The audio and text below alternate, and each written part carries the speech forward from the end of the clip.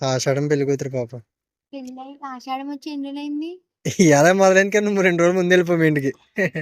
అప్పటి నుంచి నువ్వు ఇప్పుడు వరకు ఇప్పుడు వచ్చావు. ఏమైంది? ఆ, అప్పటి నుంచి ఇప్పుడు వచ్చావు. అవును అవునా? అవును. మరి ఏడ్చేసావు కదా సూర్యాబద్దాలు మరి ఏం చేయను అందుబాటులో వచ్చామని మీ ఇంటికి ఎక్కడ వచ్చినా బయట కూర్చోబెడతాను నన్ను. కూర్చోబెట్టకపోతే ఇంట్లో కూర్చోబెడతారేంటి నేను? నేనే ఉమ్. నేను ఆషాఢం పెళ్లి కొడుకునే మరి. పెళ్లి కొడుకు వాటిలో ఏమన్నా ఉందా నీటిలో? నీలో పెళ్లి కూతురు ఆట ఉందా? అవునవును.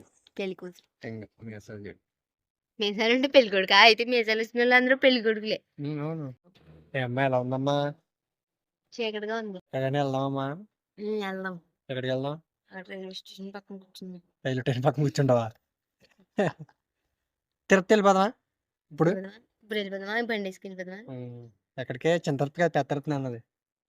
ఇప్పుడు కాదులే. మళ్ళీ అది చిక్కు ఏంటే వెంకటేశ్వర నా మీద నువ్వంటే ఏడిచేసి దొంగతనం చూపించుకో. దొంగ ప్రేమ చూపించలేదు నేను. కాదు చిక్కుపోయింటే దొంగేడుపు దొంగేడుపు అన్ని దొంగేడుపు. దొంగ ఏడిపోయింది కాదు. ఒక్కసారి రాలే ఈ రోజు వచ్చాను. వచ్చినా లేదా? ఇప్పుడు వచ్చావు. వచ్చాను కదా. దొంగ ప్రేమ అది. దొంగ ప్రేమ ప్రేమ కథలు ఇలాంటి అబ్బాయిల్ని అసలు అందుకే పెద్దలు అన్నారు ఏడిసి అబ్బాయిలు నమ్మకూడదు అని.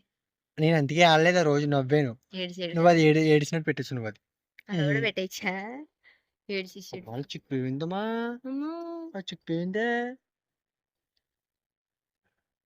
బాగున్నాడు. నేనే బాగుంటాను నీకన్నా అంత. బొగ్గులే అవును. తిండి ఎక్కువ అయిపోయినట్టుందే.